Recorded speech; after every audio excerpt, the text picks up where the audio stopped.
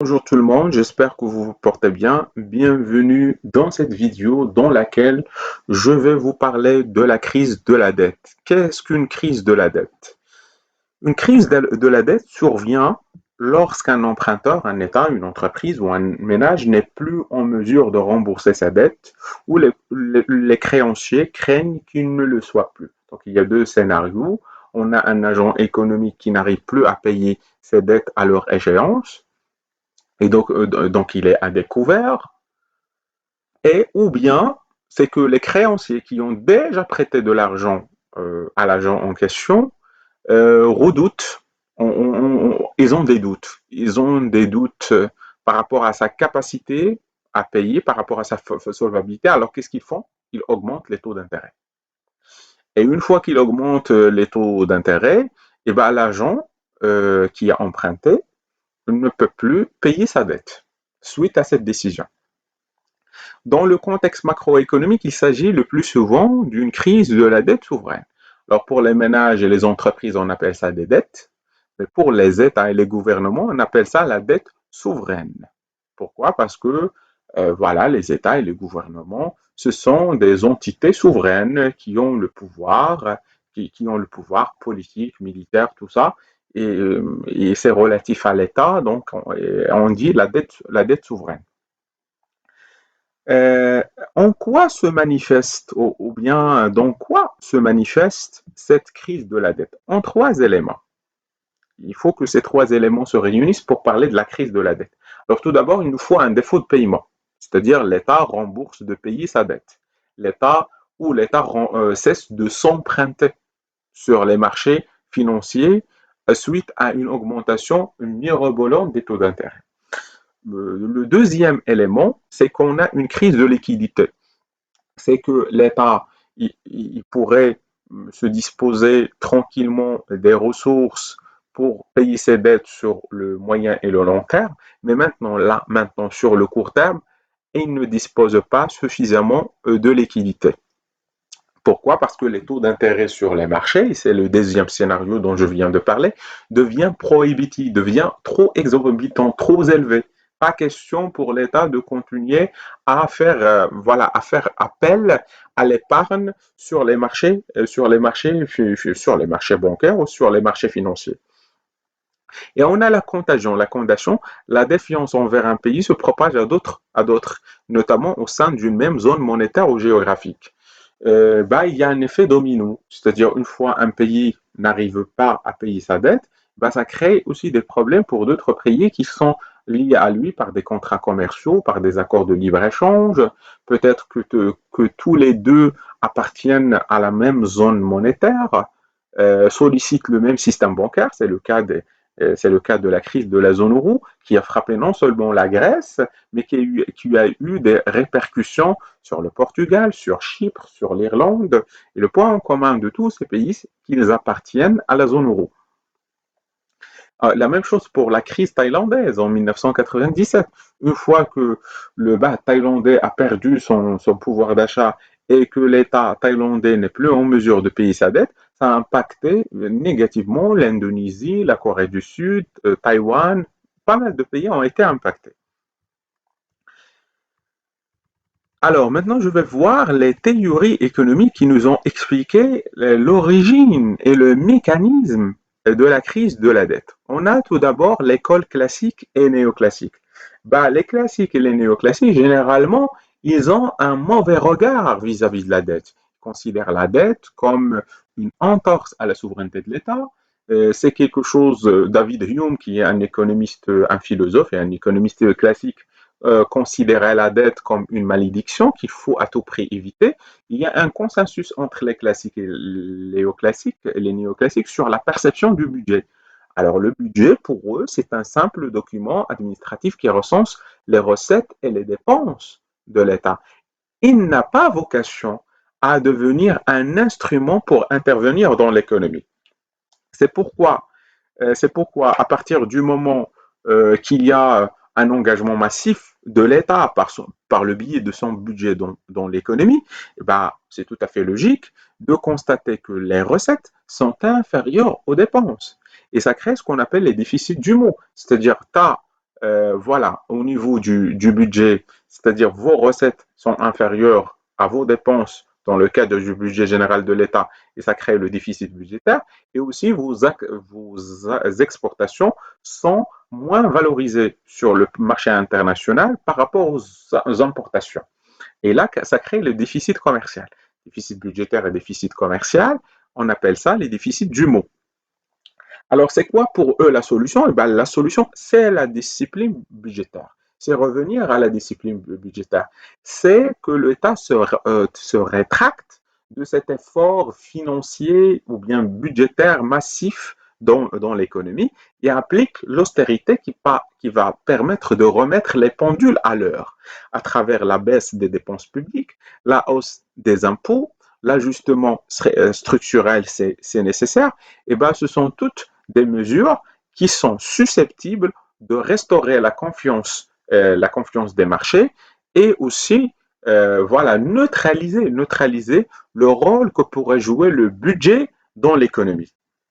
Mais les amis, on va dire cette vision, elle, est, elle a des handicaps, elle a des limites. C'est qu'elle ignore les effets procycliques de l'austérité. Lorsque tu appliques l'austérité, c'est très méchant pour la croissance économique. Parce que les entreprises vont payer beaucoup d'impôts, les ménages aussi vont payer beaucoup d'impôts, ce qui va avoir un effet négatif sur la consommation. Et on sait que la consommation est un moteur, c'est le véritable moteur de la croissance économique. Et c'est ce que nous dit Keynes. Et là, je vais passer à l'approche keynesienne qui sacralise la demande.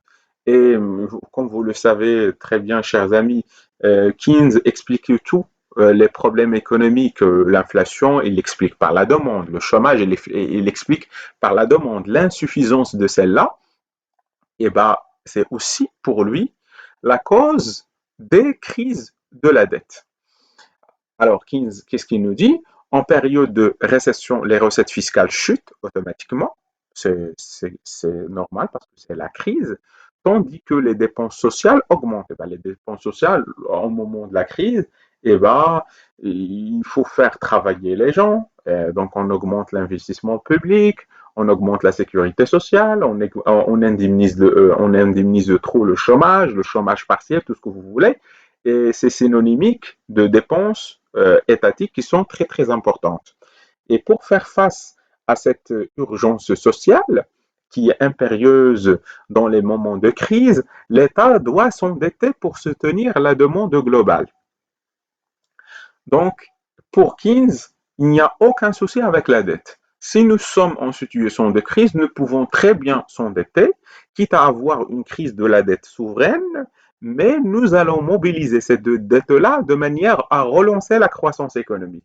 Nous allons augmenter les salaires, nous allons soutenir les gens qui ont une proportion marginale à consommer qui est très très élevée pour qu'ils puissent consommer et ça va créer pour qu'ils puissent consommer et ça va créer la demande pour les entreprises et les entreprises vont investir et qui dit investissement dit moins de chômage, plus d'embauche et moins de chômage. Et là, on a résorbé le problème du chômage et on a relancé la machine économique. Et il nous dit, il n'est pas d'accord avec l'austérité, il nous dit l'austérité est une mauvaise chose et il tue le patient. Et c'est ce qui est arrivé à l'Europe après la crise de 2008. Alors, et la solution, c'est ce que je viens de dire, la relance budgétaire à court terme est nécessaire, quitte à augmenter temporairement la dette, car la croissance future permettra de la résorber. Donc, la position keynésienne, il est très clair. Donc, comme vous pouvez le constater, il y a deux visions qui sont diamétralement différentes par rapport au rôle du budget et par rapport voilà, à comment on voit la dette déjà. Voilà. Alors, le premier camp, qui est le camp, on va dire, libéral, classique et néoclassique, voit la dette comme une malédiction. C'est les propos qui ont été proférés, par exemple, par l'économiste David Hume.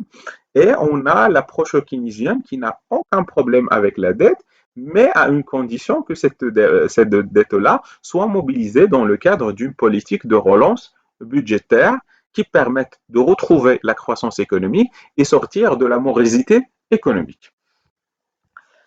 On a le modèle de la surabondance qui a été développé, ou syndrome de la banane, qui a été voilà, conceptualisé par les économistes Michael Kremer et Jay Chambog. Alors, en fait, ce modèle, ou bien le modèle qu'ils ont proposé, explique les crises des années 1980-1990. Par quoi? Par un afflux soudain de capitaux propres. C'est-à-dire, au début, l'économie, on va dire, marchait tranquillement, il n'y a pas de problème de crise de la dette, mais une fois que ce pays-là applique des taux d'intérêt qui sont élevés, donc c'est à cause de la politique monétaire, donc on a décidé d'appliquer des taux d'intérêt qui sont élevés. Et pour le capital étranger, un pays qui applique des taux d'intérêt élevés, eh ben, ça leur permet de gagner de l'argent, de faire des placements qui deviennent dans ce pays très très intéressants parce qu'ils seront suffisamment rémunérés. Alors, dans les années 80, dans les années 90, voilà ce qui s'est passé. Dans les pays occidentaux, les pays riches, on a baissé les taux d'intérêt. Vous allez me dire que c'est une bonne chose pour la croissance économique. Oui, mais c'est une bonne chose pour celui qui emprunte. Mais pour celui qui prête, ce n'est pas forcément une bonne chose. Donc, qu'est-ce qu'il cherche lui? Il cherche à placer son argent dans des endroits où le taux d'intérêt est élevé. Et cet avantage-là était, à cette époque-là, chez les pays émergents. Donc, on a commencé à placer notre argent dans ces pays émergents, par exemple dans les pays du dragon asiatique, qu'on considérait à cette époque-là comme des pays émergents. Ils le sont toujours d'ailleurs. Donc, on a placé notre argent en Corée du Sud, en Thaïlande, voilà, en Indonésie, en Chine. Donc, on a fait des placements d'argent intéressants dans ces pays-là.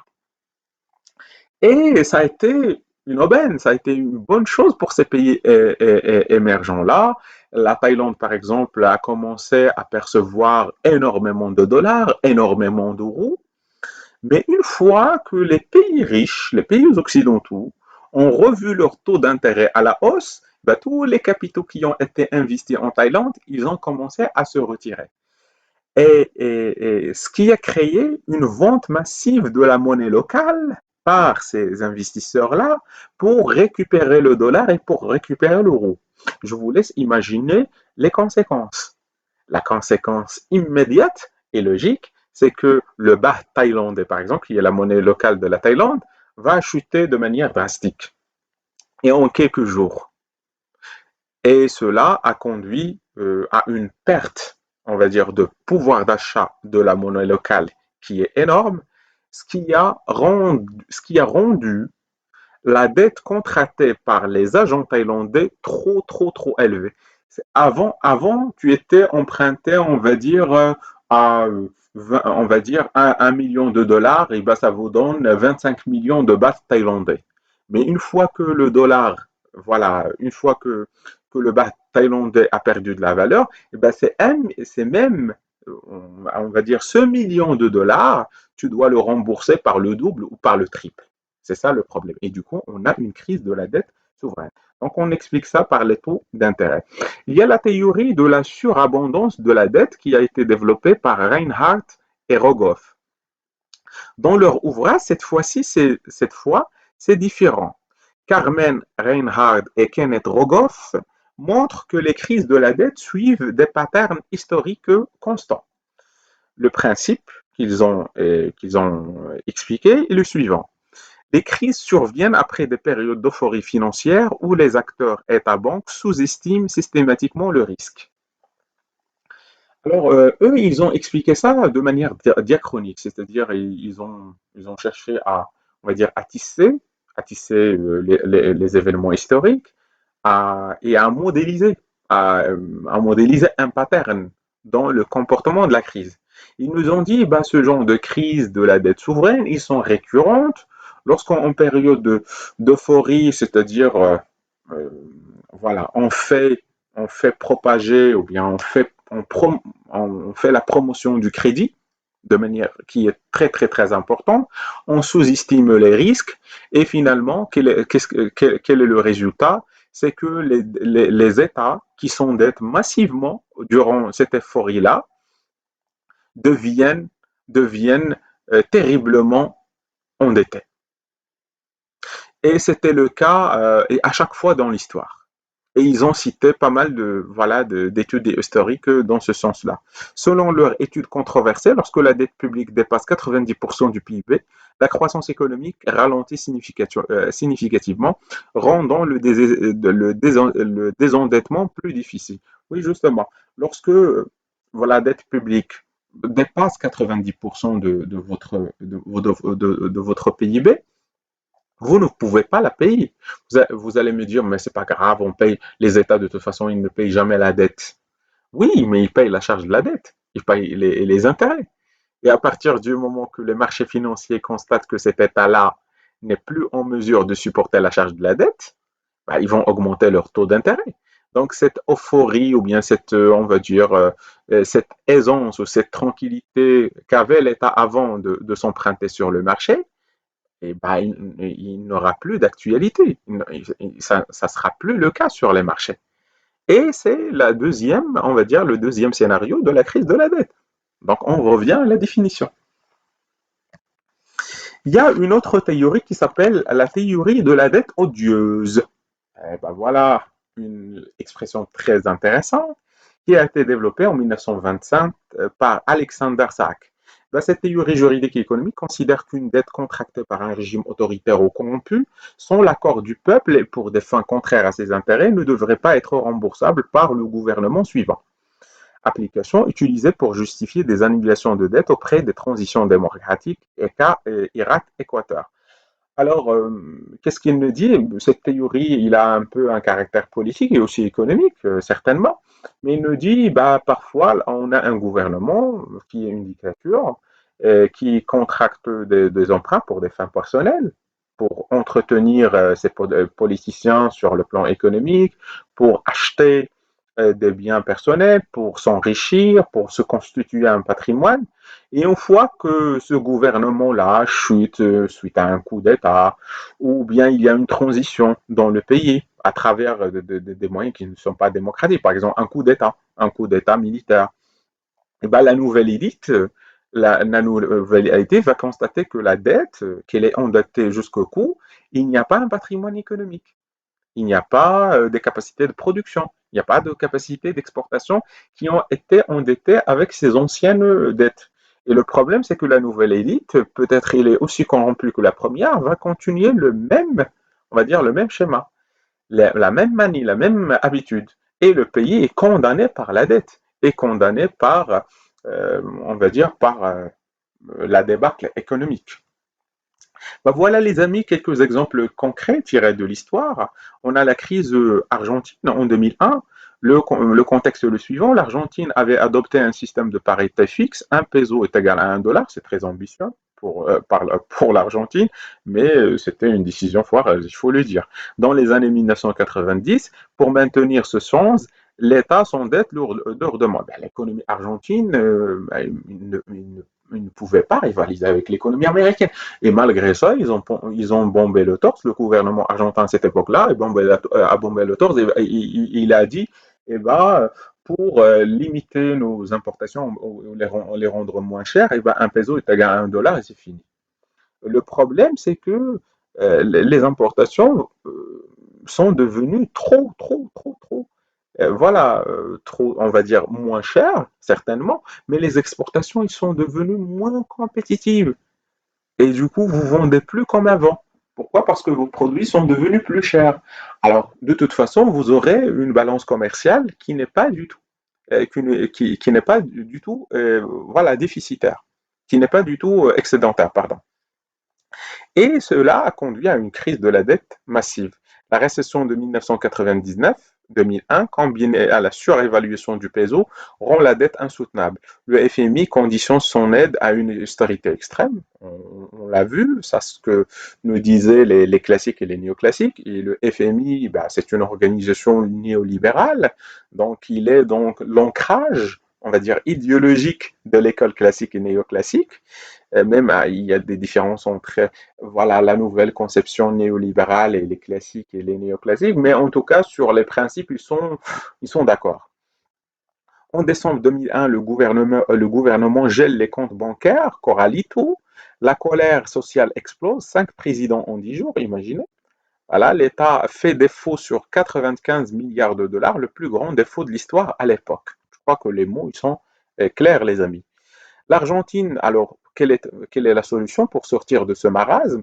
Eh ben, la solution a consisté pour l'Argentine à dévaluer sa monnaie, sort de la parité, négocie une restauration massive de sa dette, annulation d'environ 75% de la valeur nominale, et le renoue avec la croissance grâce à un boom des matières premières. Après, les choses voilà, se sont calmées pour eux parce que le prix des matières premières vendues, le prix des matières premières et de l'énergie vendue par l'Argentine, voilà, a connu une valorisation grâce aux conséquences, on va dire, de la guerre de l'Irak, et ça a permis à l'Argentine de renflouer ses caisses.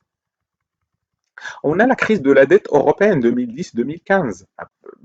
L'objectif ici, ce n'est pas de les détailler, c'est juste vous donner un certain nombre d'exemples de crises de la dette souveraine dans l'histoire. Après la crise financière de 2008, plusieurs pays de la zone euro, la Grèce, le Portugal, l'Irlande, l'Espagne, Chypre, voient leur dette exploser. Contrairement à l'Argentine, ils ne peuvent pas dévaluer leur monnaie car ils partagent l'euro. Il aurait été très simple pour eux de dévaluer leur monnaie, comme l'Argentine l'a fait, pour promouvoir leur exportation et sortir de cette situation. Mais ce n'est pas le cas parce que c'est pas le cas pour ces pays de l'Union européenne ou bien de la zone monétaire, la zone euro, parce que c'est la Banque centrale européenne de Francfort qui prennent, ou bien en tout cas qui prend ce genre de décision. Alors, regardons, voilà un cas. Un cas, voilà, parmi ces 5 pays. On a le cas de la Grèce. Le gouvernement grec avait masqué l'ampleur de son déficit. En 2009, le déficit est révisé à 15,4% du PIB. Alors, la règle, il ne devrait pas dépasser normalement 3% du PIB.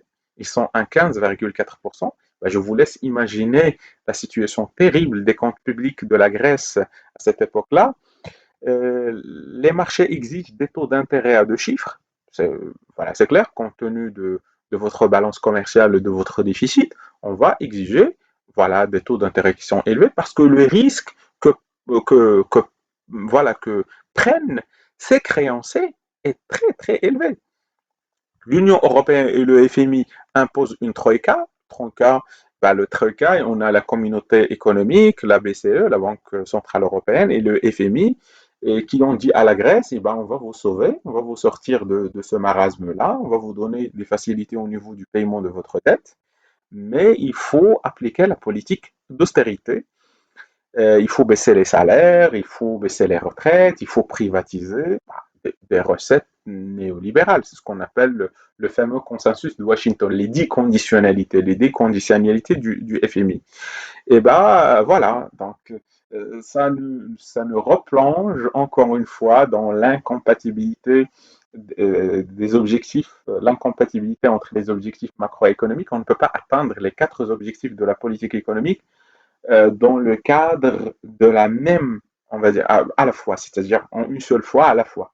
C'est pas parce que lorsque vous cherchez à restaurer votre équilibre extérieur, lorsque vous luttez contre l'inflation, vous sacrifiez la croissance et il faut s'attendre à beaucoup de chômage.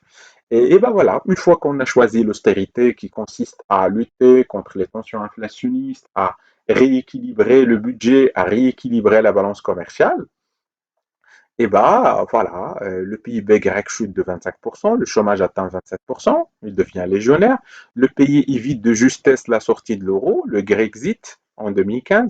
Cette crise a mis en lumière les défauts structurels de l'union monétaire, une monnaie unique sans union budgétaire, ni mécanisme de transfert fédéral. Voilà les fragilités, les amis économiques et institutionnels de l'Union européenne. C'est ce qui explique pourquoi pourquoi l'Union européenne, plus particulièrement la zone euro, est incapable d'absorber ce genre de choc avec une efficacité et qui donne ses fruits à tous ces pays. Ben voilà les amis, c'est la fin de cette vidéo. C'était une vidéo juste pour vous donner une idée plus ou moins claire sur la crise de la dette. Je vous retrouve dans une autre vidéo le plus vite possible. Je vous remercie pour votre attention.